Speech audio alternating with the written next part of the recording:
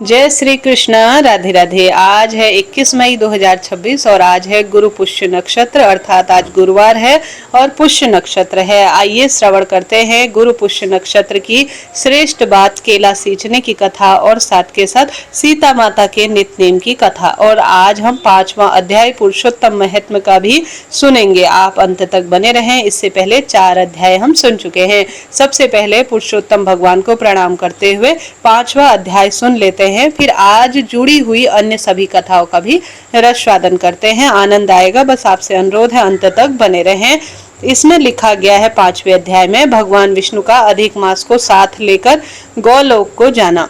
श्री नारद जी नारायण से कहने लगे, हे महाभाग, हे तपोनिधि, अपने चरणों के पास पड़े हुए अधिक मास के वचन सुनकर हरि भगवान उनसे बोले, हे निष्पाप नारद जी, हरि ने जो अधिक मास से कहा सो मैं कहता हूँ, सुनो। हे मुनि श्रेष्ठ, तुम धन्य हो जो मुझसे श्रेष्ठ कथा पूछते हो। श्री कृष्ण भगवान बोले, हे अर्जुन, मैं तुमसे बैकुंठ का वृतांत कहता हूँ, सो सुनो। श्री विष्णु के नेत्रों के संकेत से गरुण जी मूर्छित हुए, मलमास की पंखों से हवा करने लगे। तब होश में आने पर मलमास बोला, हे नाथ, मुझे यह सब अच्छा नहीं लग रहा है। हे जगधारक, हे जगतपति, हे विष्णु भगवान, इस शरण में आए हुए की रक्षा करो, रक्षा करो। मुझे शरणागत को क्यों त्यागते हो? ऐसा कहकर कांपता हुआ बार बार विलाप करने लगा। तब मलमास ने बैकुंठवासी ऋषिकेश भगवान से कहा, हे वत्स, तेरा दुख निवारण होने का कोई उपाय नहीं दिखता। तू सोच मत कर, उठ उठ उठ, तेरा कल्याण होगा। ऐसा कहकर मन में पल भर में उपाय निकालकर प्रभु बोले। श्री विष्णु भगवान कहते हैं, हे वत्स, आओ मेरे साथ गोलोक धाम चलो, जो योगियों को भी दुर्लभ है, जहाँ भगवान कृष्ण रहते हैं, जहाँ गोपी गणों के मध्य में बैठे हुए 2 भुजा वाले मुरलीधर, नवीन मेघ के समान श्याम शरीर, कमल जैसे विशाल नेत्र, ऐसे ईश्वर पुरुषोत्तम भगवान श्री कृष्ण चंद्र विराजमान है। शरद ऋतु के पूर्ण चंद्रमा के समान जिनके मुख की शोभा है, करोड़ों कामदेवों की भांति वह सलोने हैं। चित्तचोर लीला के धाम, पीतांबरधारी, तुलसी, कुंद, मंदार और पारिजात के पुष्पों की माला पहने, श्रेष्ठ रत्नों से आभूषण पहने, प्रेम के अलंकार रूप भक्तों पर दया करने वाले, कस्तूरी और केशर युक्त चंदन से लेपित शरीर, वक्ष स्थल पर श्रीवत्स चिन्ह और कौतुक मणि एवं भृगु की लात से सुशोभित हृदय, सिर पर श्रेष्ठ रत्नों से जड़ित मुकुट तथा कानों में कुंडल पहने, पार्षदों से घिरे हुए, रत्नों से जटिल सिंहासन पर बैठे हुए वही परब्रह्म पुराण पुरुष है। स्वेच्छामय ब्रह्मांड के बीज, सर्वधार, परात्पर और साथ ही निष्काम, निर्विकार, नित्य विग्रह श्री कृष्ण गोलोक में तेरा दुख दूर करेंगे, चलो वहीं चलो। श्री कृष्ण बोले, श्री नारायण बोले। इतना कहकर हरि भगवान मलमास का हाथ पकड़कर गोलोक की ओर ले गए। हे नारद मुनि, वहां पहले अज्ञान रूपी अंधेरे का नाश करने वाले, ज्ञान रूपी करोड़ों को मार्ग दिखाने वाले, प्रलय काल में ज्योति स्वरूप, करोड़ों सैकड़ों के समान प्रभा, नित्य असंख्य विश्व के कारक प्रभु परमात्मा की इच्छा में लाल रंग की ज्योति दिखाई दी। हे मुनि, उस ज्योति के भीतर ही सुंदर 3 लोक थे। उसके ऊपर सनातन ब्रह्म लोक की भांति गौलोक है। उस 3 करोड़ योजन में फैला हुआ वह स्थान है। मंडलाकार तेजपुंज स्वरूप श्रेष्ठ रत्नों वाली भूमि सबसे श्रेष्ठ और अद्भुत कही है। इसके साथ ही वहां बड़े बड़े योगियों को स्वप्न में भी अदृश्य है, वही वैष्णवों को दृश्य और प्राप्त है। उसे योगेश्वर श्री कृष्ण के योग द्वारा धारण कर रखा है। ऐसा श्रेष्ठ गोलोक अंतरिक्ष में स्थित और आदि अर्थात मानसिक चिंता, व्याधि अर्थात शारीरिक रोग, बुढ़ापा, मृत्यु, शोक, भय आदि से रहित है। बहुमूल्य रत्नों से जड़ित करोड़ों मंदिरों में सुशोभित है। उस गोलोक के नीचे दाहिनी ओर बैकुंठ लोक है और बाईं ओर बैकुंठ के समान ही आकार वाला शिवलोक है। बैकुंठ का फैलाव 1 करोड़ योजन में है और उसका आकार उसमें करोड़ों योजन लंबा और मंडलाकार है। वहां पीले वस्त्रों से शोभायमान वैष्णव जन रहते हैं। वे वैष्णव शंख चक्र गदा और पद्मधारी लक्ष्मी जी के साथ चतुर्भुज रूप में रहते हैं और बैकुंठ की स्त्रियां लक्ष्मी के समान स्वरूप है उनका। उनके चलने से पायजेब और और करधनी की झंकार बड़ी प्यारी होती है। गोलोक के बाईं ओर जो शिवलोक है वहां प्रलय नहीं होता है और सृष्टि काल में पार्षद लोग रहते हैं। वह 1 करोड़ योजन में फैला हुआ है। वहां महादेव के गण सारे शरीर में भस्म रमाए, सर्पों के जनेऊ पहने, ललाट पर अर्धचंद्र धारण किए, हाथ में त्रिशूल पट्टिलिश लिए, जटाओं में गंगा धारण किए हुए 3 नेत्र वाले पराक्रमी शूरवीर रहते हैं। गोलोक में निरंतर परमानंद कारक परम हर्ष करने वाली अत्यंत मनमोहन एक महान ज्योति है। उस ज्योति में अत्यंत सुंदर एक रूप है जो कि नील कमल के समान, श्याम वर्ण, कमल के समान लाल नेत्र, आनंद जनक, निराकार, परे से भी परे, जिनका योगीजन अपने ज्ञान चक्षुओं से निरंतर ध्यान करते रहते हैं। करोड़ों शरद ऋतु के पूर्ण चंद्रमा के समान अत्यंत दीप्तिमान मुख, करोड़ों कामदेव के समान सुंदर लीला के स्थल, 2 भुजाधारी मुरलीधर, मधुर मुस्कान युक्त, पीले वस्त्र पहने, श्रीवत्स चिन्ह, भृगु की लात और कौतुभ मणि से सुशोभित हृदय, करोड़ों श्रेष्ठ रत्नों से जड़ित मुकुट और कंटकों से शोभित रत्नों के सिंहासन पर बैठे हुए, तुलसी, कुंद, मंदार, पारिजात और चंपा के फूलों से वह माला में शोभायमान पा रहे हैं। वही परब्रह्म श्री कृष्ण है जो स्वेच्छामय सबके कारण रूप हैं। सर्वधरा बाल्य अवस्था वाले गोपाल रूपधारी, करोड़ों पूर्ण चंद्रमा के समान शोभायमान है, भक्तों पर अनुग्रह करने वाले हैं। इच्छा रहित निर्विकार अत्यंत परिपूर्ण प्रभु राशमंडल के मध्य में बैठे हुए शांत राशेश्वर हरि, मंगल रूप, पूजने योग्य, मंगलों के भी मंगल, परमानंद घन, सत्य स्वरूप, अक्षर, अव्यय तथा सिद्धियों के ईश्वर, सब सिद्धि स्वरूप और सिद्धि के वो देने वाले, प्रकृति से परे, ईशान, निर्गुण, नित्य विग्रह, सबके आदि पुरुष और इंद्र आदि देवों द्वारा यह स्तुति किए हुए हैं। नित्य स्वतंत्र एक परमात्मा स्वरूप, शांति परायण ऐसे प्रभु को शांत स्वभाव वाले वैष्णवजन ध्यान करते हैं। केवल उत्कृष्ट रूप एक भगवान ही धारण किए हुए हैं। यह कहकर भगवान विष्णु अधिक मास को रजोगुण से घिरा हुआ जानकर गोलोक ले गए। सूत जी बोले, सत्कर्म ग्रहण करने वाली वाणी कहकर जब नारायण चुप हो गए तब नारद जी पुरुषोत्तम मास उत्सव संबंधी नई नई कथा सुनाने की अभिलाषा से श्री नारायण भगवान से बोले। प्रिय श्रोताजनों, यह 5वां अध्याय समाप्त हुआ। कल छठे दिन हम सभी छठा अध्याय सुनेंगे। हे प्रभु जी, जो भी आज पुरुषोत्तम माह के 5वें दिन इस कथा का रसवादन कर रहा है उसे आप गोलोक श्री नारायण का धाम मृत्यु पश्चात जरूर से उपलब्ध कराना, इस जन्म में सभी भौतिक सुखों को प्राप्त करवाना। प्रभु जी, यही हमारी प्रार्थना है। अब आइए श्रवण करते हैं सीता माता के नित्यनेम की कथा, फिर हम अन्य कथाओं का रसवादन करेंगे। बहुत समय पहले की बात है। किसी गांव में एक साहूकार दंपति अपने दोनों बच्चे अर्थात पुत्र और पुत्री के साथ रहते थे। पुत्र का विवाह हो चुका था, लेकिन उनके बहू के कई वर्षों तक कोई भी संतान नहीं थी। इस कारण वह बहुत चिंता में रहती थी। संतान की इच्छा से वह भगवान विष्णु की पूजा करती थी और केले के पेड़ में जल चढ़ाया करती थी। जब बहू केले के पेड़ में जल चढ़ाती तो उसकी नंद भी उसके साथ, जिसका अभी विवाह नहीं हुआ था, साथ में जाती। भाभी को केले के पेड़ को सींचते देखती, उसकी परिक्रमा करते देखती और पूजा करते देखती। अब बहुत दिन हो गए केले वृक्ष की पूजा करते हुए, परिक्रमा करते हुए, दोनों साथ साथ में ही प्रभु जी से प्रार्थना करते हुए अपनी मनोकामना कहती थी। और भाभी कहती थी, भगवान अगर मुझे बेटा हो जाएगा तो मैं अपनी नंद का विवाह आपके साथ करूंगी। इस तरह से प्रार्थना बहू रोज केले के पेड़ के सामने खड़ी होकर करती। एक दिन भगवान ने सोचा कि मैं इसकी मनोकामना तो पूरी कर दूंगा, पर फिर यह मन्नत कैसे पूरी करती है, किस तरह अपनी नंद का विवाह मेरे साथ करती है, मैं देखता हूँ। भगवान की इच्छा से बहू की मनोकामना पूरी हुई और समय बीतने के साथ ही उसकी एक सुंदर, श्रेष्ठ और अद्भुत पुत्र पैदा हुआ। पुत्र के पैदा होते ही वह मनोकामना, अपनी मन्नत भूल गई, लेकिन भगवान नहीं भूले। जब उसका बेटा 1.25 महीने का हो गया तो वह उसे पहली बार लेकर जा रही थी। रास्ते में वह देखती है केले का पेड़ लगा हुआ है, जिससे कि बहू रोज पूजा करने जाया करती थी और उसमें जल भी सींचती थी और जिसकी साथ के साथ परिक्रमा भी करती थी। जब वह उसके सामने से गुजरी तो बहू को एक आवाज सुनाई दी, अरे तुमने तो कहा था तुम्हारा बेटा होगा तो तुम्हारी मन्नत पूरी करोगे, तो तुम अपनी मन्नत जो है पूरी अब कैसे, क्या किस स्वरूप में होगी। वह इधर उधर देखकर बड़ी आश्चर्यचकित हो गई, समझ में नहीं आया कि कौन कह रहा है। तभी उसकी निगाह पास में केले के पेड़ के वृक्ष पर गई जिसकी वह पूजा करती थी। उसने देखा वह केले का पेड़ हिल रहा है और ऐसा लग रहा है जैसे यह आवाज उसके अंदर से ही आ रही है।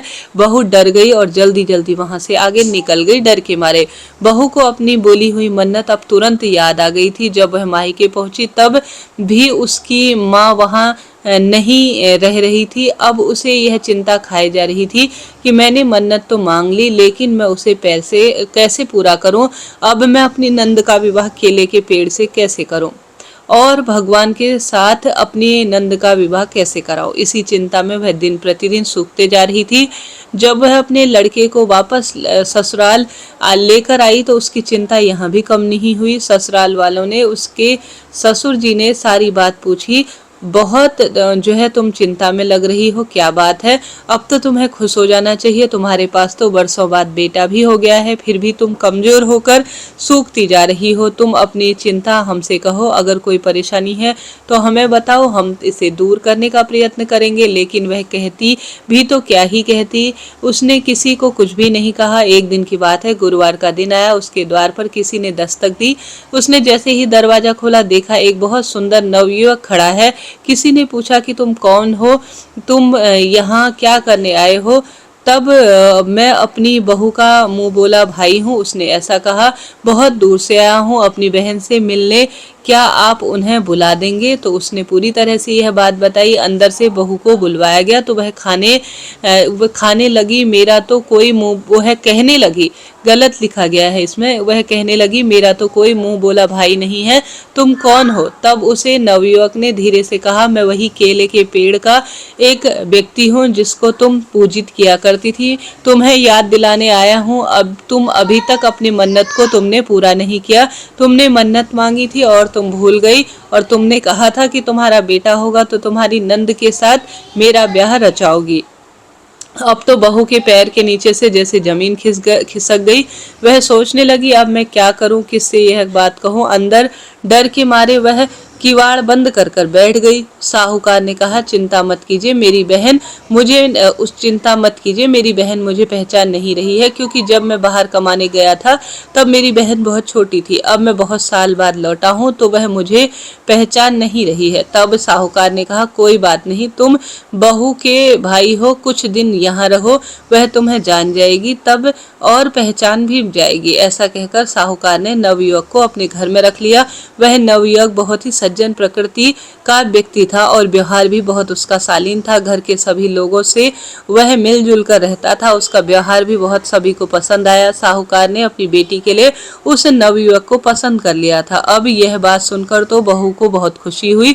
उसे जैसे लगा कि उसकी परेशानी अब किसी ने चुटकी में खत्म कर दी हो। अगर उसकी नंद का विवाह इस नवयुवक से हो जाए तो अनजाने में ही उसकी मन्नत पूरी हो जाएगी। अब उसे नवयुवक और उसकी नंद का ब्याह भी हो गया। वह अपनी पत्नी को लेकर वहां से विदा कर चला। तो थोड़ी देर बाद जब रक्षाबंधन का त्योहार आया तो साहूकारनी ने अपने बेटे से कहा, बेटा रक्षाबंधन का त्योहार आ रहा है तो अपनी पत्नी के साथ अपनी बहन के ससुराल राखी बंधवाने जाना। तब बेटे ने सुनकर हाँ तो कर दी। जब उसने आकर अपनी पत्नी से यह बात कही तो वह फिर से घबरा गई। भागी भागी केले पेड़ के पास गई, क्योंकि उसे पता था उसका कोई मुंह बोला भाई नहीं है। यह तो वह केले का वृक्ष था जो नवयुवक का वेश बनाकर आया था और उसकी नंद को यह लेकर गया। यह लेकर केले के पेड़ के पास जाकर वह रोने लगी, कहने लगी, आपने मेरी नंद से विवाह किया है। अब मेरे ससुराल वाले कह रहे हैं कि पहली रक्षाबंधन है और तुम्हें अपनी नंद के यहाँ राखी बंधवाने जाना है। अब मैं कहाँ जाऊँ? उन्हें मेरा तो कोई मुंह बोला भाई नहीं है, यह तो आपको मेरा मुंह बोला भाई समझ रहे हैं। तभी केले के पेड़ से आवाज आई, कोई बात नहीं, तुम चिंता मत करो, रक्षाबंधन के दिन तो तुम अपने पति को लेकर इसी जगह पर आ जाना, सब सही हो जाएगा। लेकिन तुम्हें एक बात का ध्यान रखना होगा, तुम जब यहाँ आओ तो तुम सवा पहर से ज्यादा मत रुकना, अगर तुम सवा पहर से ज्यादा रुकी तो गड़बड़ हो जाएगी। बहू यह सुनकर बहुत खुश हुई। वह सोचने लगी सवा पहर में तो सब काम हो जाएंगे। खुशी खुशी अपने घर लौट गई। तब रक्षाबंधन का दिन आया। अपने पति को साथ लेकर अपने मुंह बोले भाई के घर की ओर चल दी और उसी स्थान पर पहुंच गई जहां पर वह केले का पेड़ लगा हुआ था। वहां जाकर वह देखती है कि केले पेड़ के पास बहुत बड़ी एक श्रेष्ठ हवेली खड़ी है। अंदर गए तो खूब ठाट बाट हो रहे हैं, खूब नौकर चाकर हैं और साथ ही नंद भी खूब ठाट बाट से रह रही है। अपने भाई भाभी को आता हुआ देखकर वह लड़की प्रसन्न हुई और उसने प्रसन्नता से अपने भाई भाभी और भतीजी को राखी बांधी। उस बहू ने भी अपने मुंह बोले भाई को राखी बांधी। तब सवा पहर हो जाने वाला ही था। तब वह अपने पति और बच्ची को लेकर वहां से चल दी। अभी थोड़ी ही दूर गए थे तभी उसके पति को याद आ रहा कि मेरी तो छतरी रह गई। तब अपनी बहू से कहने लगे चलो वापस मेरी छतरी वहां से लेकर आओ। तब वह बहुत डर गई, कहने लगी कि मुझे सवा पहर से ज्यादा नहीं रुकना था, अगर हम वहां गए तो कुछ गड़बड़ ना हो जाए।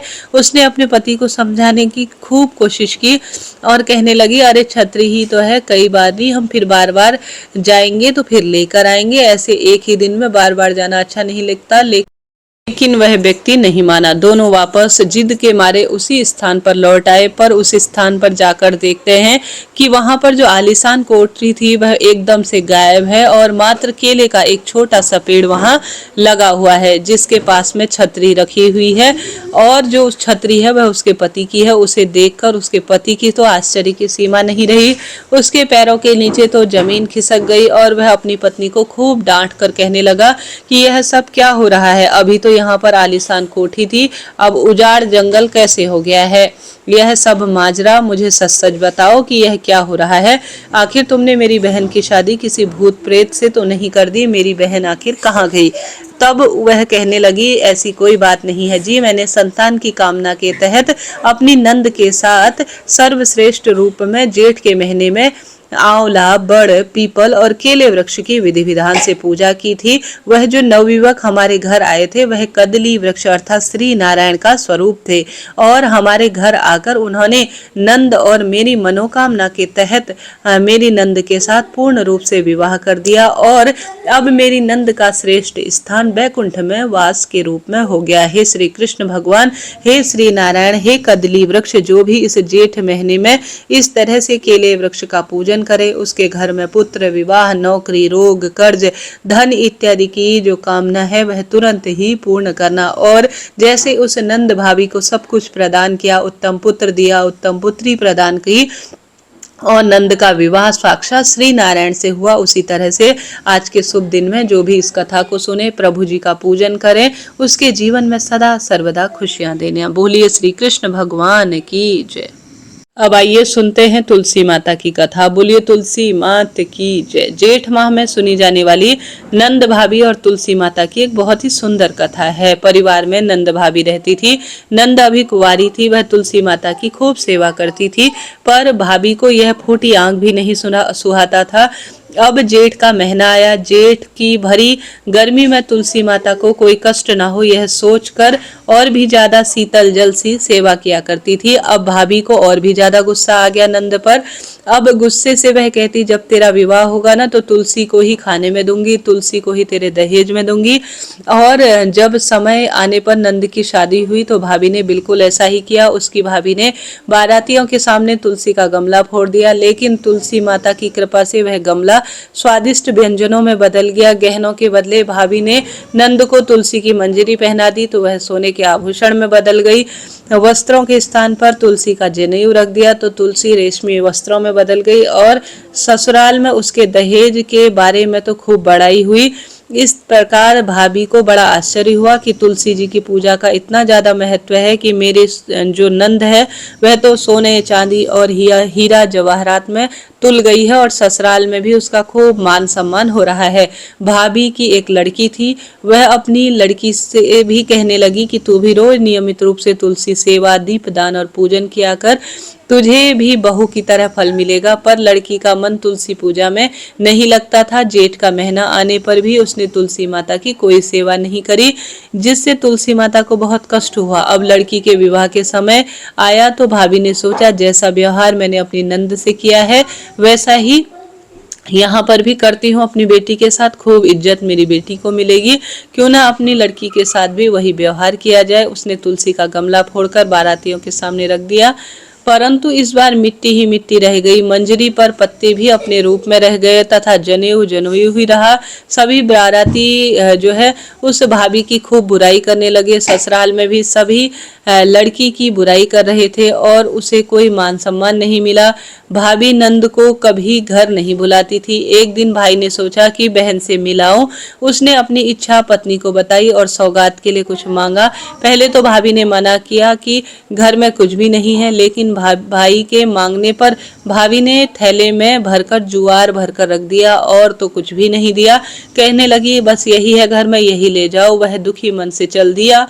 भला बहन के घर में कोई ज्वार ले जाता है क्या? बहन के नगीर के समीप पहुंचा। उसने गौशाला में गाय के सामने ज्वार का थैला जो है उलट दिया। तब वहां के गौपालक ने कहा, अरे भाई, सोना मोती गाय के आगे क्यों डाल रहे हो? ऐसा सुनकर भाई ने नीचे देखा तो आश्चर्यचकित रह गया। तब उसने गौपालक को सारी बात बताई। सारे हीरा मोती लेकर प्रसन्न मन से बहन के घर गया। बहन भाई को देखकर बड़ी प्रसन्न हुई और तुलसी माता ने उसके कुशल मंगल होने की सदा सर्वदा रक्षा की। भाई ने बहन से कहा, तुझे सुखी देखकर मेरा मन प्रसन्न है। तब बहन बोली, भैया, यह सब तुलसी माता की कृपा से हुआ है। वह जीवन के सभी दुखों को दूर करने वाली है और सदा सर्वदा सभी मनोरथ को पूर्ण करने वाली है। भाभी से भी तुम कहना कि तुलसी सेवा विधि विधान से बड़े मन से किया करे और जेठ महीने में गर्मी से उन्हें कोई भी कष्ट ना हो, इस बात का ध्यान दे। जय श्री राधे, जय तुलसी मैया। यह तो रही तुलसी माता की कथा। अब आइए अन्य कथा सुनते हैं। सुनिए बृहस्पति देव भगवान की कथा। बृहस्पतिवार व्रत की कथा अनुसार पौराणिक समय की बात है। भारतवर्ष में एक राजा राज्य करते थे। वह बड़े प्रतापी और दानी थे। वह नित्य प्रतिदिन भगवान के दर्शन करने जाया करते थे और ब्राह्मण और गुरु की भी खूब सेवा करते थे।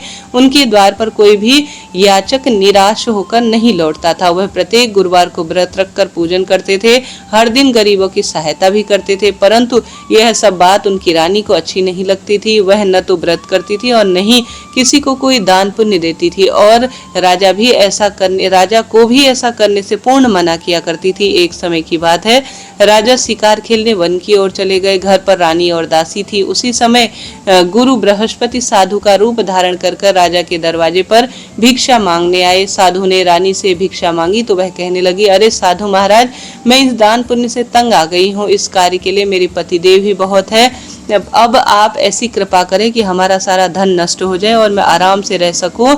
साधु रूपी बृहस्पति देव ने कहा, हे देवी, तुम बड़ी विचित्र हो। संतान और धन से भला कोई कैसे दुखी हो सकता है? इसको तो सभी पाना चाहते हैं। पापी भी पुत्र और धन की इच्छा हमेशा रखता है। अगर तुम्हारे पास धन अधिक है तो भूखे मनुष्य को भोजन कराओ, प्याऊ लगवाओ, ब्राह्मणों को दान दो, धर्मशालाएं बनवाओ, कुआं, तालाब, बावड़ी, बाग बगीचे आदि का निर्माण कराओ तथा निर्धनों की कुंवारी कन्याओं का विवाह कराओ और यज्ञ इत्यादि करो। इस प्रकार कर्मों से तुम अपने कुल का और अपने परलोक को सार्थक कर दोगे और स्वर्ग की प्राप्ति करोगे। किंतु रानी साधु की इन बातों से खुश नहीं हुई। उसने कहा, साधु महाराज, मुझे ऐसे धन की आवश्यकता बिल्कुल नहीं है जिसको मैं अन्य लोगों को दान कर सकूं या जिसको रखने और संभालने में ही मेरा समय नष्ट हो जाए। तब साधु ने कहा, हे देवी, अगर तुम्हारी ऐसी ही इच्छा है तो तुम्हारे साथ ऐसा ही होगा। तुम ध्यान से सुनो। जैसा बृहस्पतिवार के दिन कोई भी स्वरूप में आप अपने घर को खूब सुंदर लीपना, अपने केसों को पीली मिट्टी से धोना, राजा से कहना वह दाढ़ी मूछ कटवाए, भोजन में मांस मदिरा खाना, कपड़ा धोबी के यहाँ धुलवाने देना। इस प्रकार मात्र 7 बृहस्पतिवार को भी तुम कर लोगी तो तुम्हारा धन धीरे धीरे नष्ट हो जाएगा। ऐसा कहकर साधु महात्मा रूपी बृहस्पति देव अंतर्ध्यान हो गए। रानी ने साधु के कहे अनुसार 7 बृहस्पतिवार तक ऐसा ही करने का विचार किया। साधु के बताए अनुसार कार्य करे हुए केवल 3 बृहस्पतिवार बीते थे कि उनकी समस्त धन संपदा नष्ट हो गई। भोजन के लिए दोनों समय पूरा परिवार तरसने लगा। शारीरिक भोगों से वह दुखी रहने लगे। तब वह राजा रानी से कहने लगा, रानी तुम यहाँ पर रहो, मैं दूसरे देश जाता हूँ, क्योंकि यहाँ पर तो सभी मनुष्य मुझे जानते हैं, इसलिए मैं यहाँ कोई भी कार्य नहीं कर सकता। मैं अब परदेश जा रहा हूँ, वहाँ कोई काम धंधा करूंगा, शायद हमारे भाग्य बदल जाए। ऐसा कहकर राजा परदेश चला गया। वहाँ जंगल जंगल से लकड़ियां काटता, शहर में बेचता। इस तरह समय व्यतीत होने लगा। इधर राजा के बिना रानी और दासी खूब उदास रहने लगी। किसी दिन भोजन मिलता तो किसी दिन जल पीकर ही सो जाया करती थी। एक बार रानी और दासी को 7 दिन तक भोजन बिना रहना पड़ा तो रानी ने अपनी दासी से कहा, हे दासी, यहाँ पास ही नगर में मेरी बहन रहती है, वह बड़ी धनवान है, तो उसके पास जा और वहाँ 5 शेर मांग कर ला, जिससे कुछ समय बीत जाए। दासी रानी की बहन के पास पहुंची। रानी की बहन उस समय पूजा कर रही थी। दासी ने रानी की बहन से कहा, हे रानी, मुझे आपकी बहन ने भेजा है, मुझे 5 शेर बेझड़ दे दो। दासी ने इस बात को अनकहा स्वरूप में सुना, परंतु रानी की बहन ने कोई उत्तर नहीं दिया, क्योंकि वह बृहस्पतिवार के व्रत कथा को सुन रही थी। जब दासी को रानी की बहन से कोई उत्तर नहीं मिला तो वह दुखी हुई, उसे क्रोध भी आया। वह लौटकर रानी से बोली, हे रानी, आपकी बहन तो घमंडी है, वह तो छोटे लोगों की बात ही नहीं करती। मैंने उससे बहुत प्रेम से कहा, लेकिन उसने कोई उत्तर नहीं दिया। मैं वापस चली आई। रानी बोली, हे दासी, इसका कोई दोष नहीं है। जब बुरे दिन आते हैं तो कोई सहारा नहीं रहता, अच्छे बुरे में ही तो विपत्ति में मनुष्य का पता चलता है। अब तो जो ईश्वर की इच्छा होगी वही होगा, यह सब हमारे भाग्य का दोष है। उधर रानी की बहन ने सोचा कि मेरी बहन की दासी आई थी, परंतु उसे मैं कुछ भी नहीं दे सकी, इससे वह बहुत दुखी हुई। अतः कथा सुनकर और भगवान विष्णु का पूजन समाप्त कर वह बहन के घर आई और कहने लगी, बहन, मैं बृहस्पतिवार का व्रत कर रही थी, तुम्हारी दासी हमारे घर आई थी, परंतु जब तक कथा नहीं होती हम पूजा में से नहीं उठते और नहीं भोजन करते हैं, तो मैं तुमसे नहीं बोल पाई। रानी बोली, बहन, हमारे घर में अनाज नहीं था, वैसे तुमसे छिपाने वाली कोई बात नहीं है, इस कारण मैंने दासी को तुम्हारे पास भेजा। रानी की बहन बोली, बहन देखो, बृहस्पति भगवान सबकी कामना पूर्ण करते हैं, देखो शायद तुम्हारे घर में भी अनाज रखा हो। यह सुनकर दासी घर के अंदर गई तो वहां उसे एक घड़ा बेझर अर्थात अनाज का मिला। उसे देखकर वह हैरान हो गई, क्योंकि एक एक बर्तन में उसने देखा था कि कुछ भी नहीं है, परंतु अचानक चमत्कार हुआ कि सुंदर रूप में भोजन बना हुआ रखा था। दासी अपनी रानी से कहने लगी, रानी देखो, वैसे हमको जब तक अन्न नहीं मिलता तब तक ही हम रोज व्रत ही किया करते थे, अगर इनसे विधि पूछ ली जाए तो बहुत ही सुंदर होगा और हम भी वैसा ही करेंगे। दासी के कहने पर रानी ने अपनी बहन से बृहस्पतिवार व्रत के बारे में पूछा। उसकी बहन ने बताया, रानी बहन, बृहस्पतिवार को सूर्य उदय से पहले उठकर स्नान करना, बृहस्पति भगवान का पूजन करने के लिए तैयारी करना, सर नहीं धोना है। बृहस्पतिवार के दिन चने की दाल और मुनक्का से भगवान विष्णु और केले पेड़ का पूजन करना तथा दीपक जलाना। उस दिन एक ही समय भोजन करना, भोजन में पीले पदार्थों का सेवन करना, कथा सुनना। इस प्रकार से गुरु भगवान प्रसन्न होंगे, अन्न पुत्र धन देते हैं, मनोकामना पूर्ण करते हैं। व्रत और पूजन की विधि बताकर रानी की बहन अपने घर लौट आई। रानी और दासी दोनों ने निश्चय किया कि बृहस्पति देव भगवान का पूजन जरूर करेंगे। 7 दिन बाद जब बृहस्पतिवार आया तो उन्होंने व्रत रखा। घुड़साल में जाकर देखा, चना और गुड़ वह ले आई और उसकी दाल से केले वृक्ष का पूजन और विष्णु भगवान का पूजन किया। अब पीला भोजन कहाँ से आए, दोनों दुखी हो गई, परंतु उन्होंने व्रत किया, इस कारण बृहस्पति भगवान प्रसन्न थे। एक साधारण व्यक्ति के रूप में वह 2 थाल में सुंदर पीला भोजन लेकर आए और दासी को दे दिया। दासी, यह भोजन तुम्हारे लिए और रानी के लिए है, तुम दोनों कर लेना। दासी भोजन पाकर प्रसन्न हुई और रानी से बोली, रानी जी भोजन कर लो। रानी को भोजन आने के बारे में कुछ पता नहीं था, इसलिए वह दासी से बोली, तू ही भोजन कर ले, व्यर्थ में हमारी मजाक उड़ाती है। तब दासी बोली, रानी, एक अनजान व्यक्ति भोजन दे गया है। तब रानी उससे कहने लगी, भोजन तेरे लिए ही देकर गया होगा, तू ही भोजन कर ले। दासी ने कहा, वह व्यक्ति हम दोनों के लिए 2 थाल भोजन दे गया है, इसलिए मैं और आप दोनों साथ साथ ही भोजन करेंगे। फिर दोनों ने गुरु भगवान को नमस्कार कर भोजन किया। बाद में वह प्रत्येक बृहस्पतिवार को गुरु भगवान का व्रत और पूजन करने लगी। बृहस्पति भगवान की कृपा से उसके पास धन हो गया, परंतु दासी परंतु रानी फिर से आलस्य करने लगी। तब दासी बोली, रानी तुम पहले भी इसी तरह आलस करती थी, तुम्हारे धन इसी कारण से नष्ट हुआ है। इस कारण सभी धन नष्ट हमारा हो गया था। अब गुरु भगवान की कृपा से धन मिला है तो तुम फिर आलस्य मत करो। बड़ी मुसीबत के बाद हमने यह धन पाया है, इसलिए हमें दान पुण्य करना चाहिए और हमें प्याऊ बनाना चाहिए। भोजन करवाओ लोगों को, ब्राह्मणों को दान दो, कुआं तालाब बावड़ी का निर्माण कराओ, मंदिर पाठशाला बनवा दो, कुंवारी कन्याओं का विवाह कराओ, धन को शुभ काम में खर्च करो, जिससे तुम्हारे कुल का यश बढ़े और स्वर्ग की प्राप्ति हो और पितृ भी प्रसन्न हो।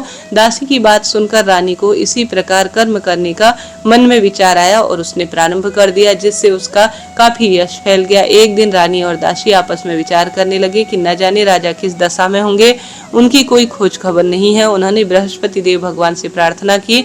तब रात्रि में भगवान जो है राजा के स्वप्न में आए। हे राजा उठ, तेरी रानी तुझको याद करती है, अब अपने देश को वापस लौट जा। राजा प्रातःकाल उठकर जंगल से लकड़ियां काट कर लेने के लिए गया। जंगल गया, जैसे ही गुजरते हुए सोचने लगा कि रानी की गलती से उसने न जाने कितने दुख भोगे हैं। राजपाट छोड़कर उसे जंगल में आकर रहना पड़ा है। जंगल से लकड़ियां काटकर उन्हें बेचकर गुजारा करना पड़ता है। उसी समय उस जंगल में बृहस्पति देव एक साधु का रूप धारण कर आए। राजा के पास आकर बोले, लकड़हारे तुम इस सुनसान जंगल में किस चिंता में बैठे हो, मुझे बताओ। यह सुनकर राजा की आंखों में आंसू भर आए और साधु की वंदना करके वह बोला, प्रभु आप सब कुछ जानने वाले हैं। ऐसा कहकर राजा ने साधु को अपनी संपूर्ण कथा सुना दी। महात्मा दयालु होते हैं। वह राजा से बोले, हे राजा तुम्हारी पत्नी ने बृहस्पति देव के प्रति अपराध किया था, इस कारण से तुम्हारी यह दशा हुई है। अब तुम किसी प्रकार की चिंता मत करो, भगवान तुम्हें पहले से अधिक धन देंगे। देखो तुम्हारी पत्नी ने बृहस्पतिवार का व्रत आरंभ कर दिया है। अब तुम भी बृहस्पतिवार का व्रत करके चने की दाल और गुड़ के जल से केले का पूजन करो, फिर कथा कहो, भगवान तुम्हारी जरूर सुनेंगे और मनोकामना पूरी होगी। साधु को प्रसन्न देखकर राजा बोले, हे प्रभु मुझे लकड़ी बेचकर इतना पैसा नहीं मिलता जिससे कि मैं भोजन कर कुछ बचा सकूं, और रात्रि में अपनी रानी को मैंने व्याकुल देखा है। मेरे पास अब कोई साधन नहीं है जिससे मैं समाचार उसका प्राप्त कर सकूं। फिर मैं बृहस्पति देव की कहानी कैसे कहूं, मुझे तो कुछ भी नहीं मालूम है। साधु ने कहा, राजा तुम किसी की चिंता मत करो, बृहस्पतिवार के दिन तुम रोजाना की तरह लकड़ियां लेकर शहर जाओ, तुम्हें रोज से दुगना धन प्राप्त होगा, जिससे तुम भली भांति भोजन कर लोगे और बृहस्पति देव की पूजा का सामान भी ले जाओगे। बृहस्पतिवार की कथा इस प्रकार है। प्राचीन काल में एक निर्धन ब्राह्मण था, उसके कोई संतान नहीं थी। वह अत्यंत पूजा पाठ करता था, परंतु उसकी पत्नी बहुत मलिनता से रहती थी। वह न तो स्नान करती, न किसी देवता का पूजन करती, प्रातः उठते ही सबसे पहले भोजन करती, बाद में कोई अन्य कार्य किया करती थी। ब्राह्मण देवता बहुत दुखी थे, पत्नी को समझाते थे किंतु कोई परिणाम नहीं मिलता था। भगवान की कृपा से ब्राह्मण की पत्नी के कन्या उत्पन्न हुई। वह कन्या अपने पिता के घर बड़ी होने लगी। वह बालिका प्रातःकाल भगवान विष्णु का जप करती। वह बचपन से ही बृहस्पतिवार व्रत किया करती थी। पूजा पाठ समाप्त कर स्कूल जाती तो मुट्ठी भर जौ भर कर जाती और पाठशाला जाने वाले मार्ग पर जाल जाती। वहीं जौ सोने के हो जाते, लौटते लौटते उनको बीन कर ले आती। एक दिन वह बालिका सूप में उन सोने के जौ को फटक कर साफ कर रही थी। तभी उसकी माँ ने देख लिया और कहने लगी, बेटी सोने के जौ फटकने के लिए सोने का सूप भी होना चाहिए। दूसरे दिन का वार था गुरुवार। उस कन्या ने व्रत रखा और बृहस्पति देव भगवान से प्रार्थना की, प्रभु यदि मैंने सच्चे भाव सच्चे मन से आपकी पूजा की है तो मुझे सोने का सूप दे दो। बृहस्पति देव भगवान ने उसकी प्रार्थना स्वीकार कर ली।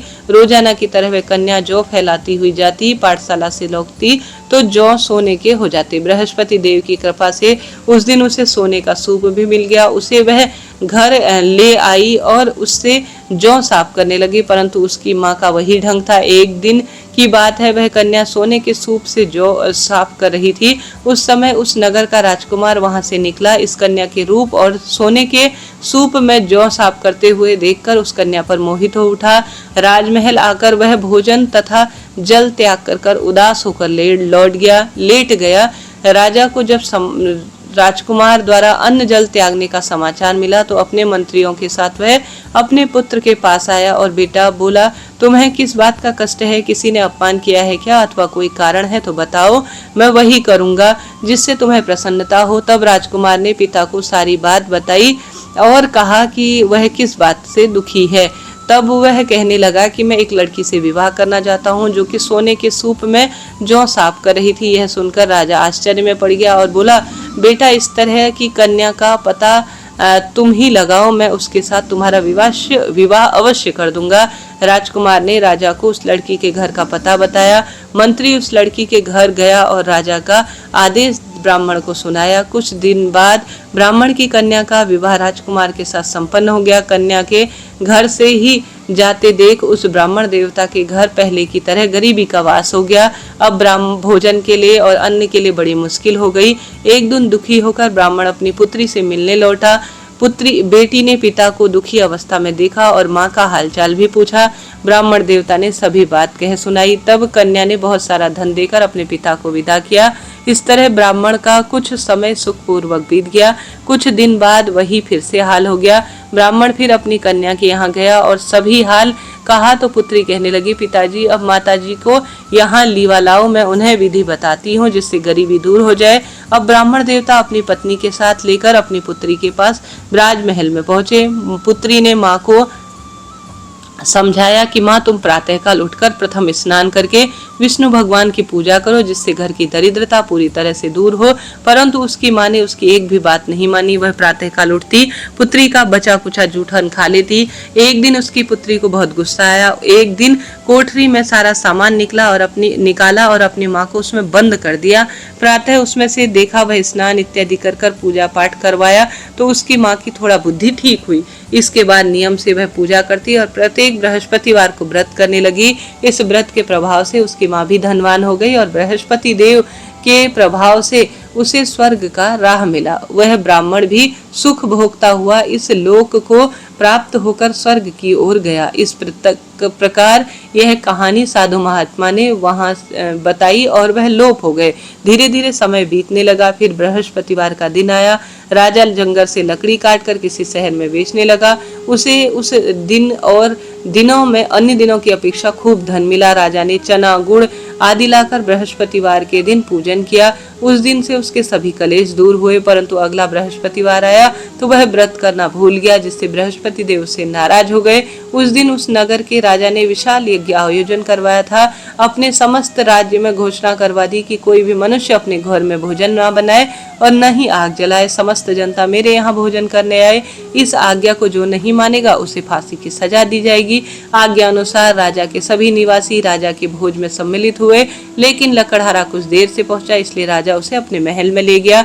जब राजा लकड़हारे को भोजन करा रहा था तो उसकी रानी का दृष्टि उस खूंटी के ऊपर पड़ी जिस पर उसका हार लटका हुआ था। उसे हार निश्चित रूप से कहीं दिखाई नहीं दिया। रानी को आश्चर्य हो गया कि मेरा हार उस लकड़हारे ने चुरा लिया है। उसी समय सैनिक बुलवाकर उसको कैद खाने में डलवा दिया। जब लकड़हारा कारागार में पड़ गया तो दुखी होकर विचार करने लगा कि न जाने कौन से पूर्व जन्म के कर्म है जो मुझे यह दुख मिला है, और उसी साधु को याद करने लगा जो जंगल में मिला था। प्रातःकाल बृहस्पति देव साधु का वेश धारण कर लौट आए और उसकी दशा देखकर कहने लगे, अरे मूर्ख, तूने बृहस्पति देवता की कथा नहीं कही, इस कारण से तुझे यह दुख प्राप्त हुआ है। अब तो चिंता मत कर। बृहस्पतिवार के दिन कारागार के द्वार पर 4 पैसे पड़े मिलेंगे, उससे तू बृहस्पति देव की पूजा करना तो तेरे कष्ट दूर हो जाएंगे। अगले बृहस्पतिवार उसे कारागार के द्वार पर 4 पैसे पड़े हुए मिले। राजा ने पूजा का सामान मंगवाया, कथा कही और प्रसाद बांटा। उसी रात्रि को बृहस्पति देव ने उस नगर के राजा को स्वप्न में कहा, हे राजा, तूने जिस आदमी को कारागार में बंद किया है वह निर्दोष है, वह राजा है, उसे छोड़ दो। रानी का हार उसी खूंटी पर लटका हुआ है। अगर तू ऐसा नहीं करेगा तो तेरा राज्य नष्ट हो जाएगा। राजा प्रातःकाल उठा और खूंटी पर हार टंगा देखा तो लकड़हारे को बुलाया, क्षमा मांगी और राजा को सुंदर वस्त्र आभूषण भेंट किए। गुरुदेव की आज्ञा पाकर राजा अपने नगर की ओर चल गया। राजा जब नगर के निकट पहुंचा तो बड़ा आश्चर्य हुआ। नगर में पहले से अधिक बाग बगीचे, तालाब, कुएं और बहुत सारी धर्मशाला इत्यादि बने हुए हैं। राजा ने पूछा कि यह बाग और नगर धर्मशाला किसने बनवाए? तब नगर के लोग कहने लगे कि यह रानी और दासी ने बनाए हैं। राजा को आश्चर्य हुआ और गुस्सा भी आया। जब यह बात रानी ने सुनी कि राजा आ रहे हैं तो वह अपनी दासी से कहने लगी कि दासी राजा हमें जाने किस अवस्था में छोड़ कर गए थे, अब वह ऐसी हालत देखेंगे तो न जाने क्या सोचेंगे। तो द्वार पर खड़ी हो जा।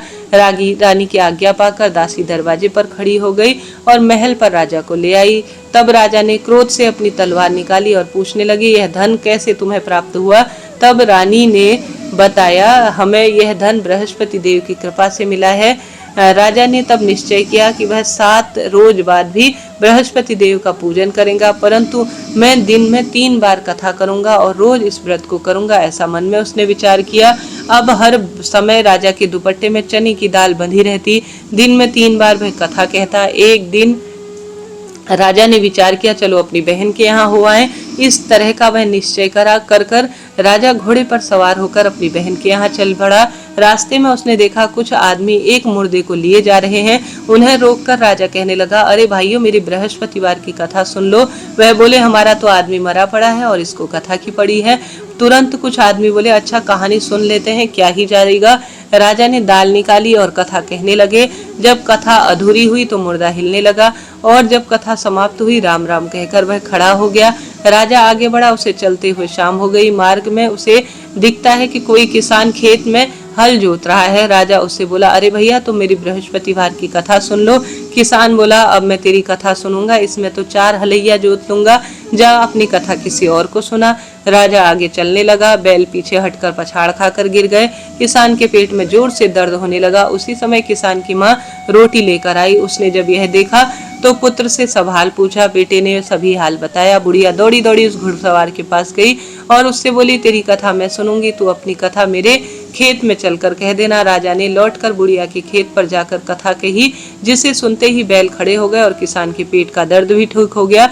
अब राजा अपनी बहन के घर पहुंचा। बहन ने भाई की खूब मेहमान नवाजी की। दूसरे दिन प्रातःकाल राजा तो देखता है कि पूरे लोग भोजन कर रहे हैं, सब के सब जितने भी राज्य में हैं। राजा ने अपनी बहन से पूछा, ऐसा कौन मनुष्य है जो भोजन न किया हो? मेरी बृहस्पतिवार की कथा सुन ले। तो बहन बोली, भैया, यह देश ऐसा है, यहाँ पहले भोजन करते हैं, बाद में कोई और काम करते हैं। अगर पड़ोस में कोई हो तो तुम देखकर मैं भी आती हूँ, अभी तुम रुको।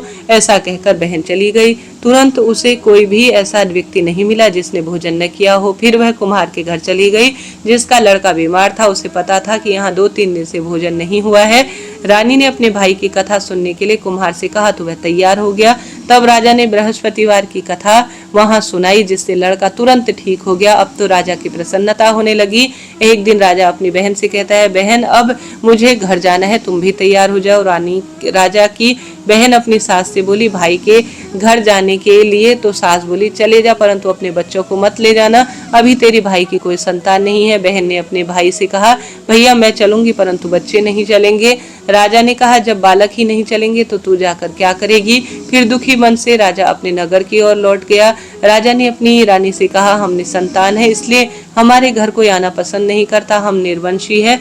ऐसा कहकर बिना भोजन के लिए वह सैया पर लेट गया। रानी बोली, प्रभु बृहस्पति देव ने हमें सब कुछ दिया है, वह हमें संतान भी जरूर ही देंगे। उसी रात बृहस्पति देव भगवान ने राजा को स्वप्न में कहा, राजा उठ, सभी सोच त्याग दे और तेरी रानी अभी गर्भवती हो जाएगी। राजा को यह जानकर खुशी हुई। रानी 9वें महीने सुंदर एक पुत्र को जन्म देती है। जब राजा की बहन शुभ समाचार प्राप्त कर आती है बधाई लेने, तब वह भाई के यहाँ आती है। तब भाभी कहती है, तभी रानी ने कहा, घोड़ा चढ़कर तो नहीं आई, गधी चढ़कर ही आई होगी। राजा की बहन बोली, भाई, मैं इस प्रकार ना कहती तो तुम्हें संतान कैसे मिलती? हे बृहस्पति देव, ऐसे ही हैं जिसके मन में जो कामना होती है सभी कामना वह पूर्ण कर देते हैं। जो सद्भावना पूर्वक बृहस्पतिवार व्रत कथा पढ़ता सुनता है, दूसरों को सुनाता है, बृहस्पति देव उसकी सब मनोकामना पूर्ण करते हैं। हे बृहस्पति देव, उनकी सदा ही तुमने जैसे रक्षा की, जो भी इस कथा को सुने, पूजन करे, उसके जीवन में सब कामना सिद्ध करना। तभी से पूरे ब्रह्मांड में सुंदर और श्रेष्ठता के रूप में बृहस्पतिवार व्रत करना आरंभ हुआ। प्रेम से बोलिए बृहस्पति देव भगवान की जय। से बोलिए जय श्री राम, जय सीता मैया की। यह कहानी सीता माता कहती थी। श्री रामचंद्र जी प्रेम से सुना करते थे। एक दिन सीताराम भगवान को किसी काम से बाहर जाना पड़ा। बाहर जाते तो सीता माता कहने लगती कि भगवान, मेरा तो 12 वर्ष का नित्यनेम है। नित्य नियम अर्थात कि आप बाहर जाएंगे तो मैं अपनी कहानी किसे सुनाया करूंगी।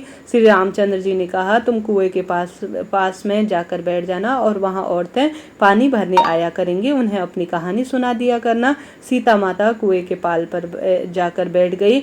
एक स्त्री आई, उसने रेशम की जड़ी साड़ी पहनी थी, सोने का घड़ा लिया था। सीता माता उसे देखकर कहती है, बहन मेरे 12 वर्ष का नित्यनेम सुन लो। पर वह स्त्री बोली कि मैं तुम्हारा नित्यनेम सुनूंगी तो मुझे घर जाने में देर हो जाएगी और मेरी सास मुझसे खूब लड़ेगी। उसने कहानी नहीं सुनी और चली गई। उसकी रेशम जरी साड़ी फट गई, सोने का घड़ा मिट्टी में बदल गया। सास ने देखा तो पूछा, किसका दोष अपने सर लेकर आई है।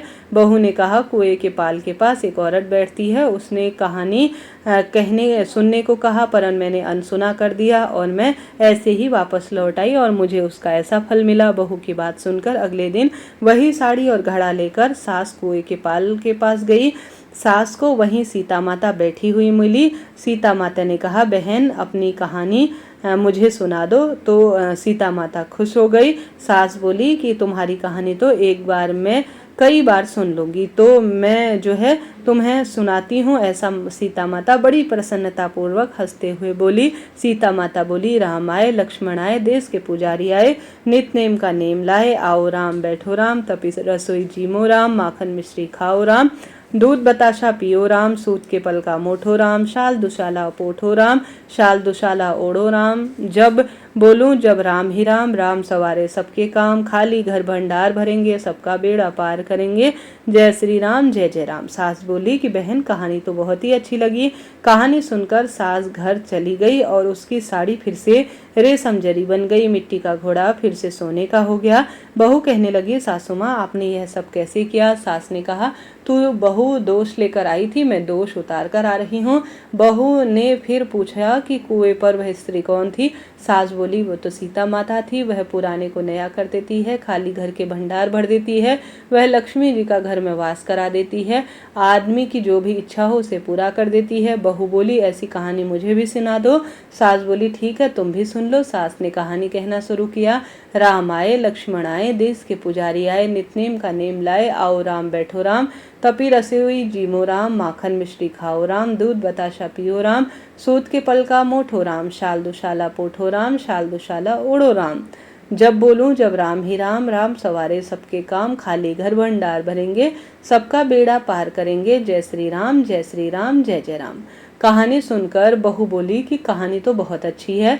सास ने कहा कि ठीक है, हर रोज हम कहानी सुना करेंगे। अब सास बहू रोज सुबह उठती, नहाती धोती, पूजा करने के बाद नित्य नियम से सीता माता की कहानी सुनती। एक दिन उनके यहाँ एक पड़ोस की औरत आई और बोली, बहन जरा सी आँच देना। तो वह बोली, आँच तो अभी हमने जलाई ही नहीं है। पड़ोसन ने कहा, अरे कैसी बात हो गई, सुबह 4 बजे उठकर क्या कर रही थी तुम लोग। उन्होंने कहा, सुबह उठकर हम पूजा करते हैं, फिर सीता माता के नित्यनेम की कहानी कहते हैं। पड़ोसन ने उनकी बात सुनकर फिर सीता माता की कहानी कहने से तुम्हारे को क्या मिला, ऐसा बोला। वह बोली, इसकी कहानी सुनने से घर में भंडार भर जाते हैं, सारे काम सिद्ध हो जाते हैं, मन की इच्छा पूरी हो जाती है। पड़ोसन कहती है, बहन ऐसी कहानी तो मुझे भी सुना दो।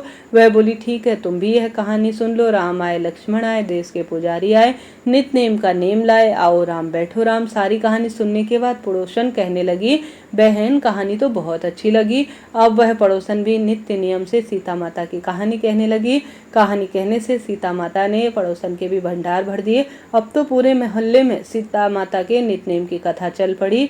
हर किसी को ये मनोकामना तुरंत पूर्ण होने लगी। हे सीता माता, जैसे आपने उनके घर के भंडार भरे, वैसे ही हमारे घर के भंडार भरना, पुत्र पौत्र का वरदान देना और सौभाग्य सभी का बनाए रखना। कहानी सुनने वालों के और कहानी कहने वालों के भी जीवन में कोई भी परेशानी ना आए, बस यही प्रार्थना है। प्रिय श्रोताजनों, इस तरह से यह कथा थी। प्रेम से बोलिए सीता माता की जय, श्री रामचंद्र भगवान की जय।